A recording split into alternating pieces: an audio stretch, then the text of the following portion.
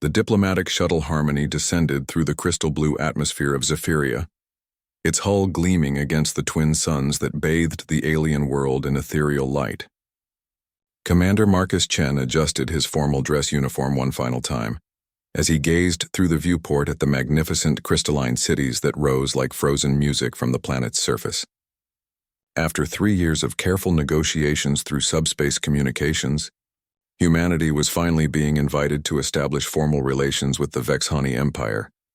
Marcus had been chosen for this historic mission, not just for his diplomatic credentials, but for his unique background. The 42-year-old commander had served as a battlefield medic during the Outer Colony Wars, before transitioning to diplomatic service. His superiors believed that his medical training and combat experience would help him navigate the complexities of first contact with a warrior-based society. "Commander, we're receiving landing coordinates from Vexhani Traffic Control," announced Lieutenant Sarah Walsh from the pilot's seat. Her voice carried the tension they all felt. This wasn't just another diplomatic mission. It was humanity's chance to prove they belonged among the established galactic powers. The landing platform materialized beneath them as they descended, a vast expanse of polished crystal that seemed to pulse with inner light.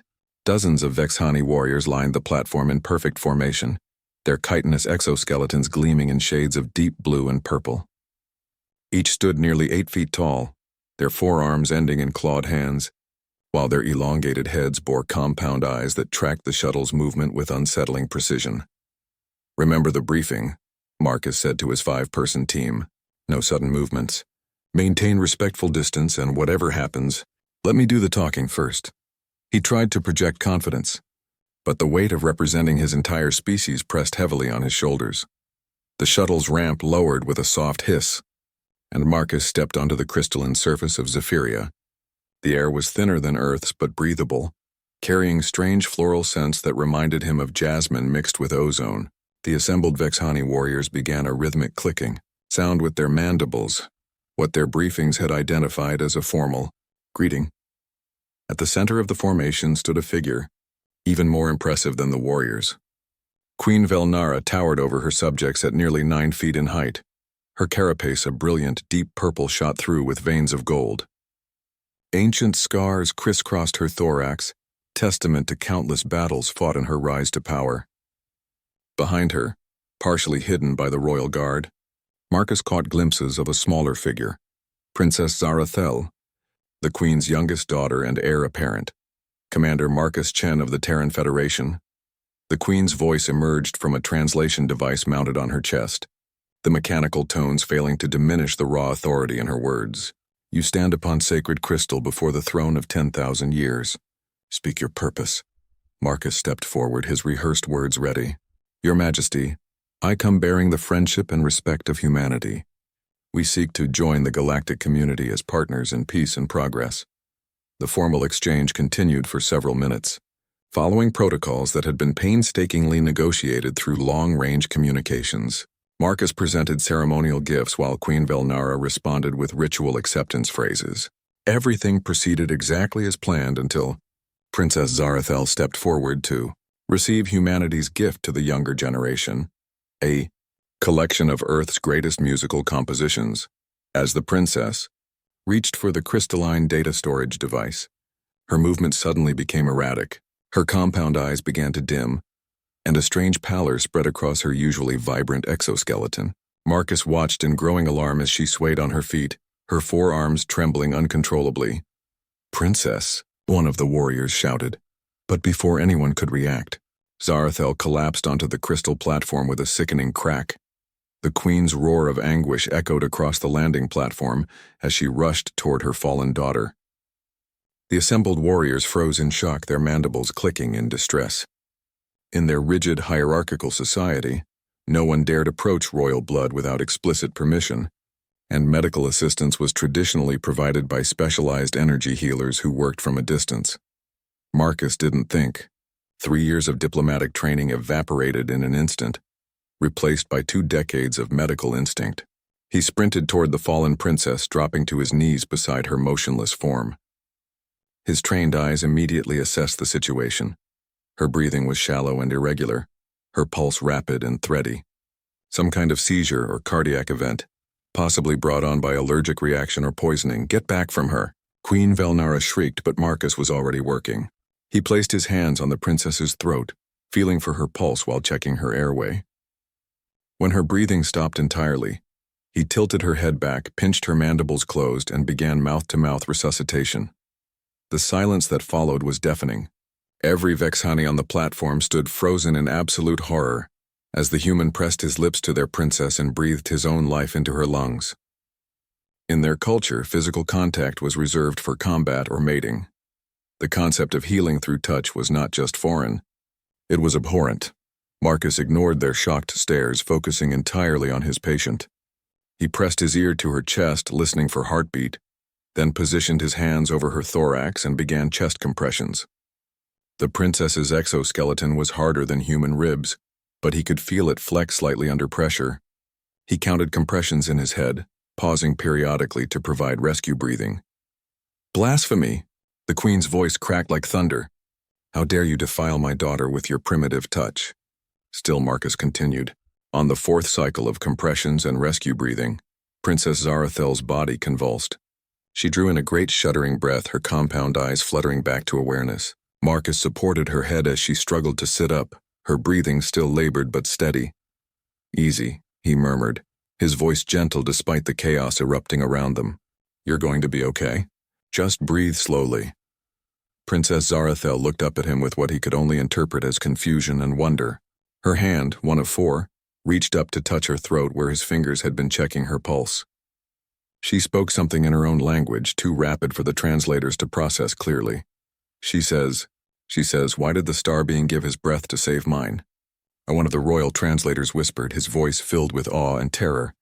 That was when Queen Velnara's rage exploded beyond all control. Her roar shook the crystal platform, and every warrior instantly raised their plasma weapons toward Marcus. The other members of his diplomatic team moved to shield him, but Lieutenant Walsh was already reaching for her sidearm. "You dare touch royal blood," the queen screamed. "You contaminate the heir to the throne with your alien flesh. Guards, seize this abomination!" Marcus remained kneeling beside the princess, his hands still supporting her as she struggled to fully regain consciousness. He looked up at the queen with calm determination, even as energy weapons charged around him with ominous humming sounds. "Your daughter was dying," he said simply. "I couldn't stand by and watch. Dying?" The queen's mandibles clicked in confused fury. "Our healers would have—" "There wasn't time," Marcus interrupted, a breach of protocol that sent ripples of shock through the assembled court. Another 30 seconds and she would have suffered permanent brain damage. Another 2 minutes and she would have been gone forever. Princess Zarathel struggled to speak, but her voice was too weak to carry. The queen's attention was torn between her fury at the human and her concern for her daughter. Around them, the crystal platform began to fill with more Vexani as word of the incident spread. Marcus gently helped the princess to a sitting position, his movements careful and professional. Even now, with death staring him in the face, his primary concern was his patient's welfare. This simple act of continued compassion only enraged the queen further. "Seize him," she commanded, and the warriors closed in like a living wall of chitin and fury. The crystal prison beneath the royal palace was unlike anything Marcus had ever seen. The walls seemed to grow from the living rock itself, translucent and smooth as glass but harder than steel. Soft bioluminescent patterns pulsed through the crystal, providing just enough light to see by. He had been here for 3 days now, and the patterns had become his only way of marking time in this alien place. Marcus sat on the simple stone bench that served as both chair and bed, methodically doing push-ups to keep his body strong. His diplomatic uniform had been replaced with rough gray clothing that scratched against his skin. The Vexani guards had been efficient but not cruel, providing adequate food and water while maintaining their distance. None of them would meet his eyes, as if looking at him directly might somehow contaminate them too. The sound of approaching footsteps made him pause mid-exercise. Multiple sets of clawed feet clicked against the crystal floor, but these steps were different from the heavy tread of the guards. Lighter, more graceful, Marcus stood and moved to the transparent wall of his cell, just as Princess Zarathel came into view. She wore a hooded cloak that concealed most of her form, but he could see her compound eyes glowing softly in the dim light. 2 guards flanked her, their plasma weapons ready but not raised. The princess gestured to them with one of her forearms, and after a moment of hesitation, they retreated to a respectful distance.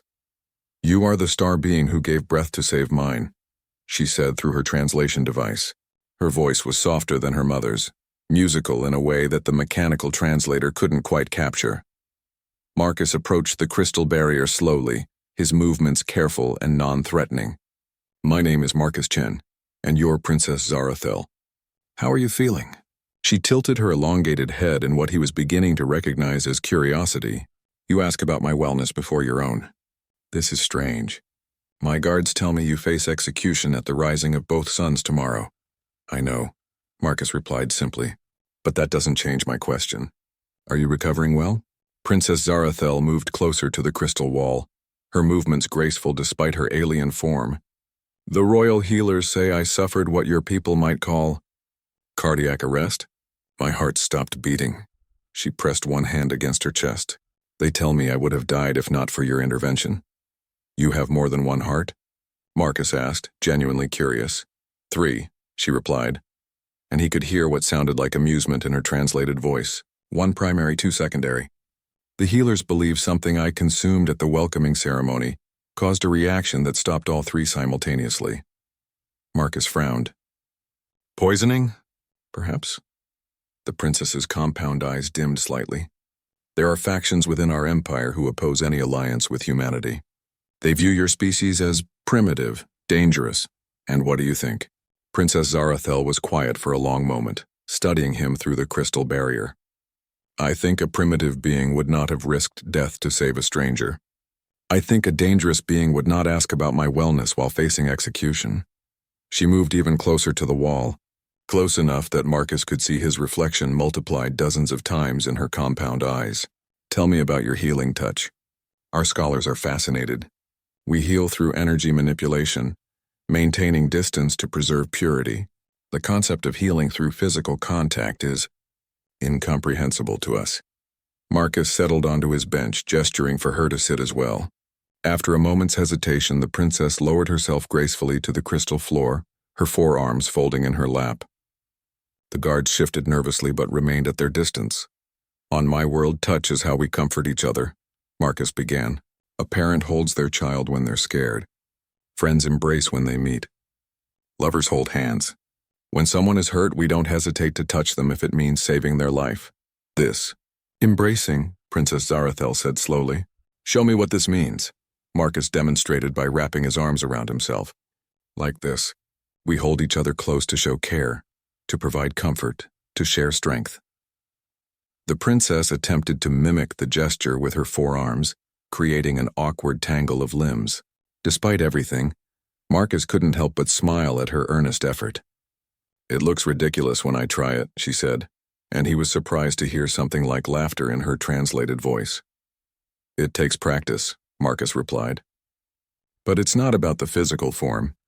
It's about the intention behind it. The willingness to be vulnerable with someone else." "Vulnerable," the princess repeated. "This is not a concept we value. Strength, honor, victory, these we understand. But vulnerability?" Marcus leaned forward slightly. "Sometimes showing vulnerability requires more courage than showing strength. When I knelt beside you, I knew your mother might kill me for touching you, but I couldn't let you die when I had the power to save you. That made me vulnerable, but it was the right choice." Princess Zarathel was quiet for a long time, processing his words. Finally, she spoke. "You would choose vulnerability over survival? If it meant saving an innocent life?" "Yes. Even if that life belonged to an alien you had never met before that moment." "Especially then," Marcus replied, "because that's when the choice means the most." The princess stood suddenly, moving so close to the crystal wall that her breath fogged the surface. "My mother says your touch has contaminated me, that I am no longer pure enough to rule." Her voice carried pain that transcended the mechanical translation. "She says the color changes in my carapace are signs of corruption." Marcus had noticed the subtle shifts in her exoskeleton's hue, patches of softer blue mixed with her natural purple tones. "What do those changes mean in your culture?" "Deep emotional bonding," she whispered. "Something that should only happen between Vexhani, and only after formal courtship rituals. The fact that it happened because of contact with an alien," she trailed off. "I'm sorry," Marcus said softly.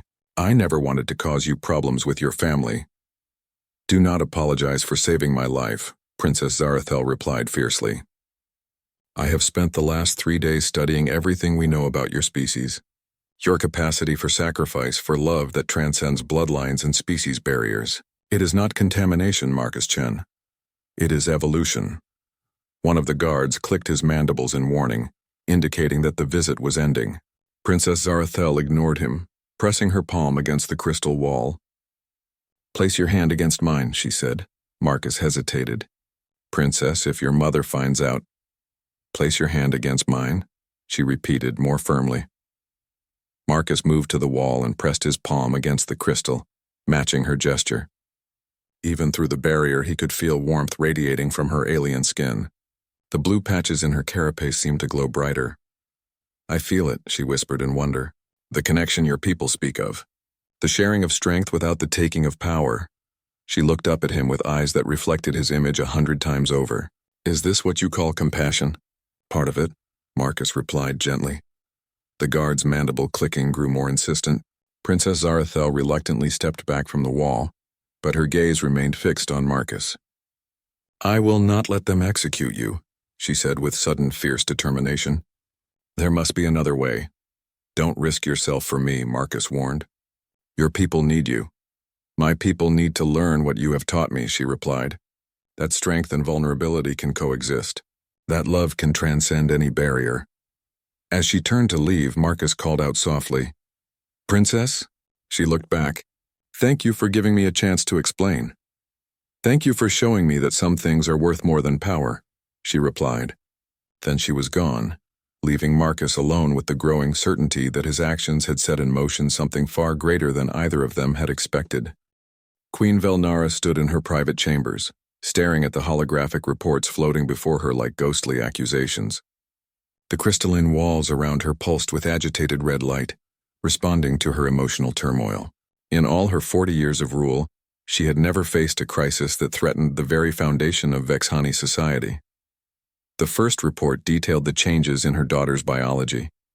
Princess Zarathel's carapace continued to shift color, displaying patterns that their scientists had never documented before. The royal physicians were baffled by the alterations, which seemed to be spreading throughout her entire exoskeleton like some kind of beautiful infection. Most disturbing of all, the changes appeared to be permanent. General Crixtal entered the chamber without ceremony, his massive form bristling with barely contained anger. As head of the warrior caste, he commanded the loyalty of 2/3 of the Empire's military forces. His scarred carapace bore the deep purple-black coloration that marked him as one of the ancient bloodlines, and his forearms carried weapons that had been blessed by 100 victories. Your Majesty, he said, his voice a low rumble that made the crystal walls vibrate. The warrior caste grows restless. 3 days have passed since the human defiled royal blood, yet he still draws breath. Our honor demands satisfaction. Queen Velnara turned from the reports to face her most trusted general. And what of my daughter's honor, Crixtal? What of her life, which would have been lost without his intervention? Better a dead princess with pure blood than a living heir who has been contaminated by alien touch, the general replied without hesitation. The bloodline must remain untainted if we are to maintain order. The queen's compound eyes flashed with dangerous light. You would sacrifice my child for the sake of tradition? I would sacrifice anything to preserve the empire, Crixtal answered firmly. As would any true warrior. The human's execution will restore faith in our ways and prove that no alien contamination can be tolerated. Before the queen could respond, another figure entered the chamber. Scholar Prime Velshan moved with the careful grace of the intellectual caste, her lighter build and more delicate features marking her as different from the warrior breed. Her carapace bore intricate patterns of deep blue and silver, and her compound eyes held the sharp intelligence that had made her the Empire's chief advisor on scientific matters. Your Majesty, Velshan said, bowing formally, I bring disturbing news about the humans' capabilities. General Crixtal's mandibles clicked with contempt. What could we possibly learn from a primitive species that still uses physical touch for healing? Scholar Prime Velshan activated a portable holographic projector, displaying detailed scans of Princess Zarathel's recent medical examinations. The changes in the princess are not random, General. They follow patterns that suggest deep neurological rewiring. The human's touch appears to have activated dormant genetic sequences that we did not know existed. Queen Velnara leaned forward, studying the complex biological data. What kind of sequences?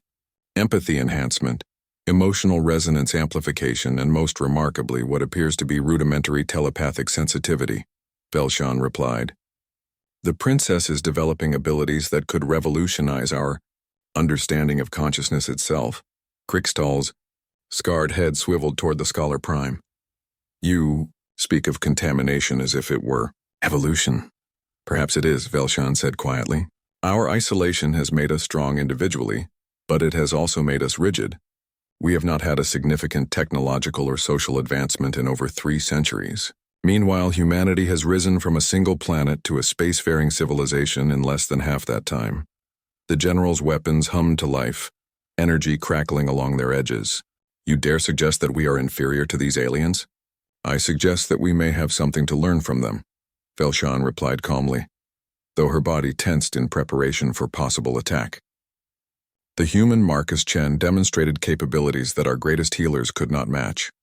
He saved the princess's life using nothing but knowledge, compassion, and the willingness to risk everything for a stranger. Queen Velnara raised one hand, and both advisors fell silent. The tension in the room was thick enough to cut, but she needed to hear all perspectives before making her decision. Continue, Scholar Prime. I have been analyzing the diplomatic records from their initial contact attempts, Velshan said, her voice growing more confident. Humanity requested this meeting not to conquer or exploit us, but to learn from us. They sent their best diplomat, a warrior healer who embodied both strength and compassion. This suggests a level of cultural sophistication that we have underestimated. Sophistication? Krikstal's voice dripped with scorn. They contaminate our princess with their primitive touching rituals, and you call it sophistication? Before anyone could respond, the chamber doors burst open. Princess Zarathel strode in without announcing herself, her 4 guards trailing behind her with obvious reluctance. The changes in her appearance were even more dramatic than the reports had indicated. Her carapace now shimmered with patterns of blue and silver that seemed to flow like living water across her form. Her compound eyes held a depth and warmth that had never been there before. Mother, she said, her voice carrying new harmonics that made the crystal walls resonate sympathetically. We need to discuss the human's fate. General Krikstal immediately moved to block her path toward the queen. Princess, you should not be here. Your condition makes you unfit for matters of state.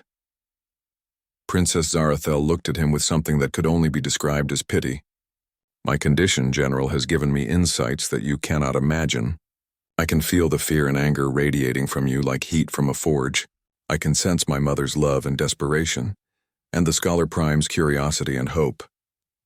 These are not weaknesses. They are strengths you have never learned to use. Queen Velnara stepped around the general to face her daughter directly. Zarathel, what has that human done to you? He saved my life, the princess replied simply, and in doing so he awakened something in me that was always there waiting to be discovered. Mother, I can feel the connections between all living things now. I can sense the pain our rigid ways cause, the potential we waste through fear of change. You speak like one of their philosophers, Krikstal snarled. This is exactly the contamination we feared. Princess Zarathel turned to face him fully, and for a moment, her new empathic abilities allowed everyone in the room to feel what she felt. A profound sadness at the general's willful blindness, mixed with determination to help him understand. General, she said gently, you have served our empire faithfully for decades. You have protected us from external threats and maintained order within our borders. But the greatest threat we face now is not from outside enemies. It is from our own inability to grow and change. She moved to the holographic displays showing the empire's current status. Look at these reports honestly. Our population is declining. Our technology has stagnated. Our younger generations question the old ways more with each passing year. We are dying slowly, strangled by traditions that once served us but now hold us back. Queen Velnara watched her daughter with growing amazement and fear. And you believe this human can somehow solve these problems? I believe his people represent possibilities we have never considered, Zarathel replied. They build alliances across species barriers. They sacrifice for strangers. They grow stronger through diversity, rather than weaker through isolation.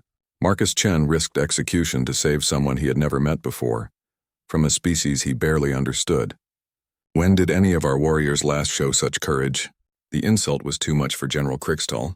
His weapons powered up fully, energy crackling in dangerous arcs. I will not stand here and listen to this blasphemy. Then leave, Princess Zarathel said with quiet authority that surprised everyone, including herself. But before you go, ask yourself this question, General. If you were dying and a stranger offered to risk everything to save you, would you call that contamination, or would you call it grace? The general stood frozen, his weapons raised but his resolve wavering. In that moment of silence, Queen Velnara made a decision that would change the course of galactic history.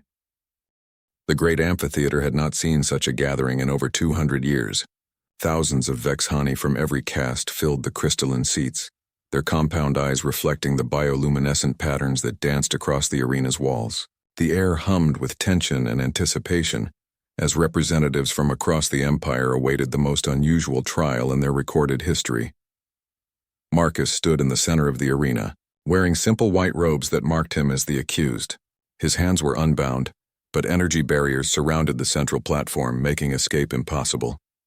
Around him, ancient crystal formations rose from the floor like frozen lightning, each one inscribed with laws and traditions that stretched back millennia. Queen Velnara occupied the royal dais, her massive form draped in ceremonial armor that gleamed with embedded jewels. To her right sat the Council of Generals, their scarred carapaces bearing witness to countless battles. To her left, the Scholar Prime and her advisors held data tablets glowing with research and analysis. Princess Zarathel was notably absent, confined to the royal chambers under heavy guard. General Kriegstall stepped forward, his voice amplified by the arena's acoustics. By ancient law, the accused may face trial by combat to prove his worthiness.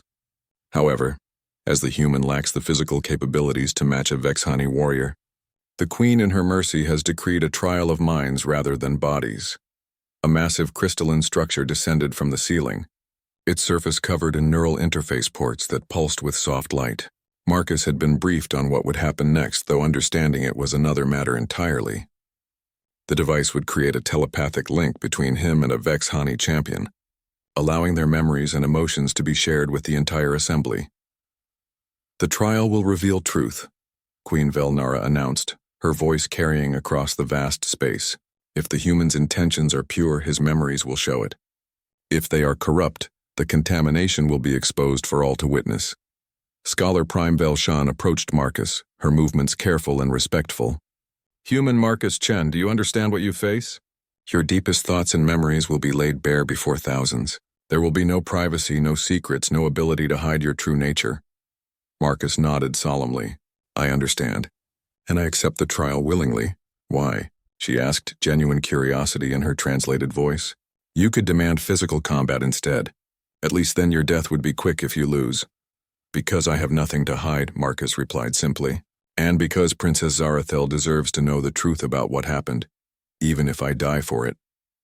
The Scholar Prime studied him for a long moment, then stepped back. Approach the neural interface. As Marcus walked toward the crystal structure, the arena fell completely silent. Every eye was fixed on the human who had dared to touch royal blood and lived to tell about it. He reached the device and placed his hands on the designated contact points. The crystal began to glow more brightly, and he felt a strange tingling sensation as the neural links established themselves. General Kriegstall took his position at the other set of interfaces. As the trial champion, he would serve as the conduit through which Marcus's memories would be shared with the assembly. His scarred form radiated confidence and barely contained hostility as he prepared to expose what he was certain would be evidence of human treachery and corruption. Let the trial begin, Queen Velnara commanded. The moment the neural link fully activated, Marcus felt his consciousness expand beyond the boundaries of his own mind. He could sense Kriegstall's presence, alien and aggressive, probing at the edges of his thoughts. Around them, thousands of Vexhani, minds suddenly had access to the deepest recesses of human memory and emotion. The first images that flowed through the link were from Marcus's childhood on Earth. The assembly experienced his memories of learning to walk, His first day at school, the gentle hands of his parents teaching him right from wrong. They felt the warmth of human family bonds, the unconditional love that shaped his early years. Krikstal pushed deeper, seeking evidence of darker impulses. Instead, he found Marcus's memories of medical training, the first time he saved a life, the joy and responsibility that came with healing others.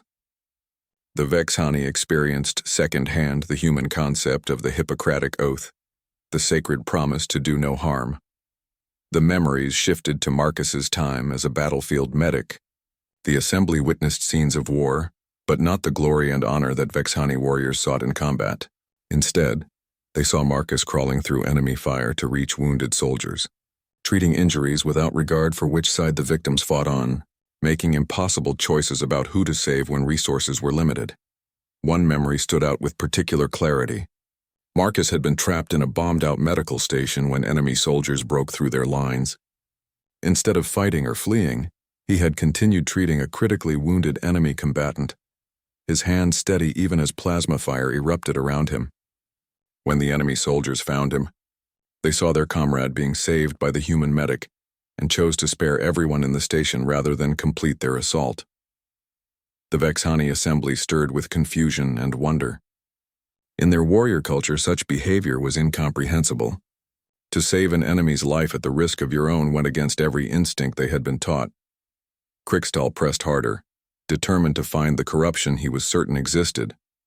The link carried them to Marcus's diplomatic training, his careful study of Vexani culture, his genuine excitement at the prospect of first contact. They felt his nervousness before the meeting, his desire to make a good impression, his hope that the two species could become allies and friends. Then came the moment that had started it all. The assembly experienced Marcus's memory of Princess Zarathel's collapse from his perspective. They felt his instant recognition of a medical emergency, the split-second decision to act without thought of consequences, the desperate focus on saving a life that was slipping away.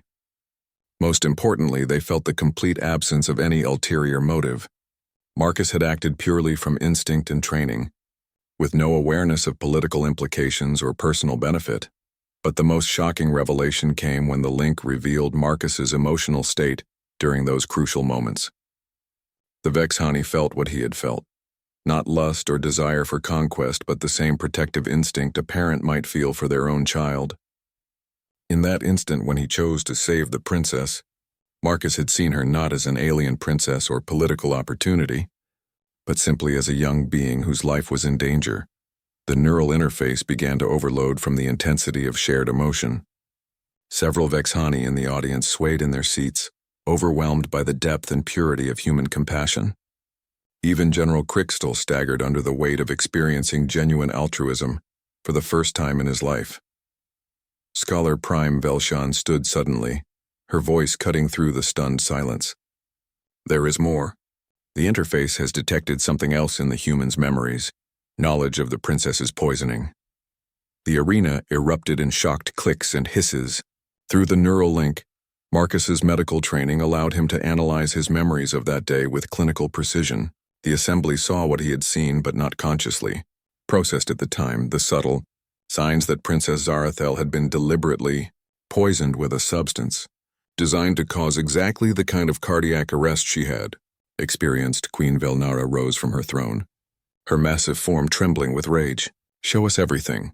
The final memories flowed through the link like a revelation. Marcus's enhanced recall, sharpened by his medical training and the neural interface, revealed details that painted a clear picture. One of the ceremonial cups had contained traces of a biotoxin, carefully designed to target Vexani physiology. The timing of the princess's collapse, the specific symptoms she displayed, even the choice of venue, everything pointed to a carefully planned assassination attempt. Most damning of all, the memories showed brief glimpses of suspicious behavior from certain court members, subtle communications that Marcus had noticed subconsciously, but not understood at the time. The human's natural observational skills, honed by years of medical practice, had recorded evidence of a conspiracy that threatened the very heart of the Vexani royal family. As the neural link finally disconnected, Marcus collapsed to his knees, exhausted by the mental strain. Around him, The great amphitheater buzzed with shocked voices as the implications of what they had witnessed sank in. The human they had condemned as a defiler and contaminator had actually been their salvation, not just of Princess Zarathel's life, but potentially of the entire royal bloodline. The great amphitheater fell into stunned silence as the full weight of the trial's revelations settled over the assembled Vexhani. Marcus remained kneeling on the crystal platform, his body trembling from the mental exhaustion of having his deepest memories exposed to thousands of alien minds. Around him, the ancient arena seemed to pulse with new energy as centuries of rigid tradition collided with undeniable truth. Queen Velnara stood slowly, her massive form casting long shadows across the arena floor. Her compound eyes swept across the assembly, taking in the shocked faces of nobles, warriors, and scholars alike. For 40 years she had ruled through strength and unwavering adherence to tradition. Now everything she thought she knew about leadership was being challenged by a human who had risked everything to save her daughter. General Krixtal struggled to his feet beside the neural interface, his scarred carapace bearing new patterns of confusion and conflict. The shared memories had shaken him to his core, forcing him to confront the possibility that strength and compassion were not mutually exclusive.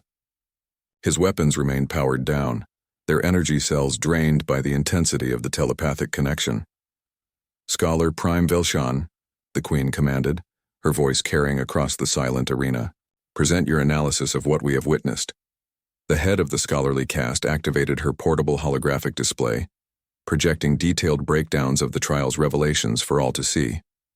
"Your Majesty, the neural interface has confirmed several critical facts. First, the human Marcus Chen acted with no ulterior motives when he saved Princess Zarathel's life. His memories show only medical instinct and genuine compassion."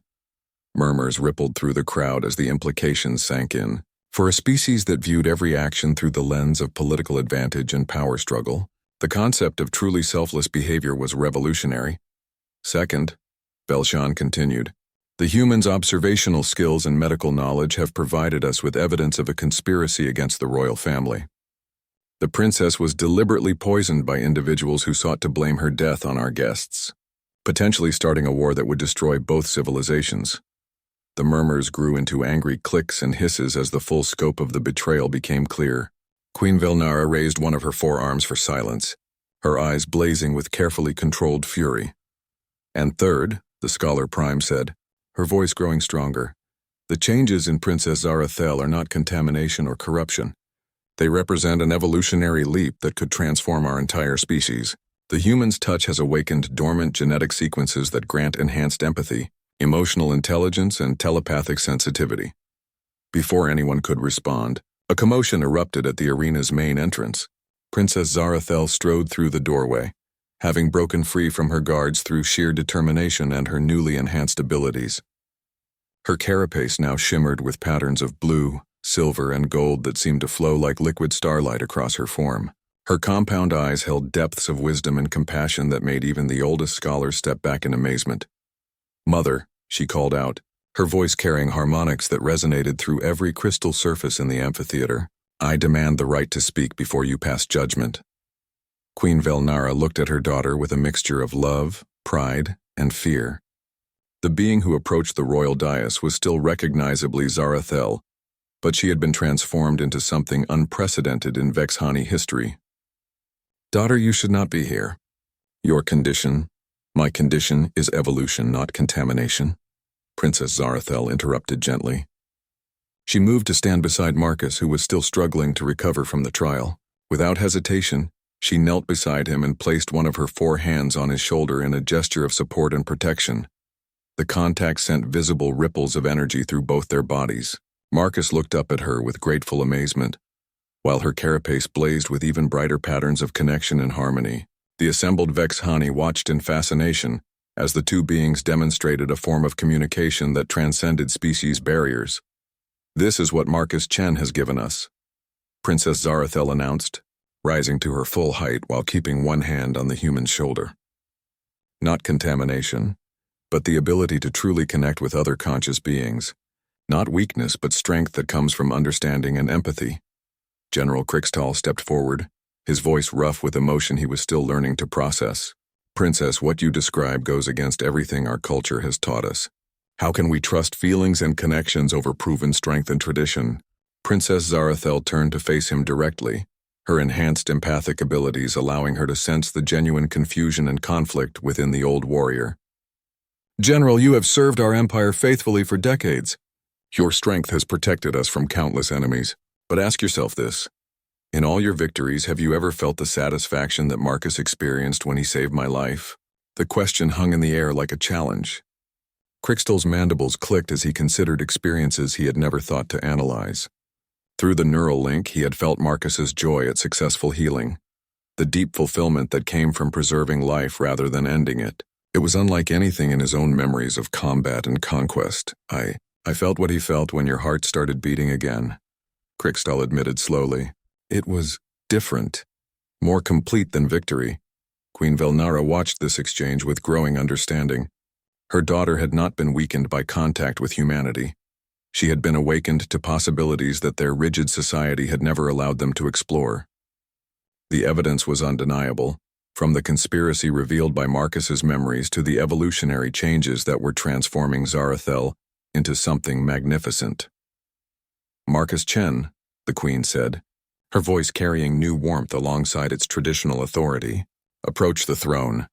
Marcus rose unsteadily to his feet, supported by Princess Zarathel's gentle touch. Together they walked across the crystal platform toward the royal dais. With each step, the bioluminescent patterns in the arena walls seemed to pulse brighter, as if the very structure of the building was responding to their connection. When they reached the base of the throne, Marcus attempted to kneel in formal submission, but Queen Velnara gestured for him to remain standing.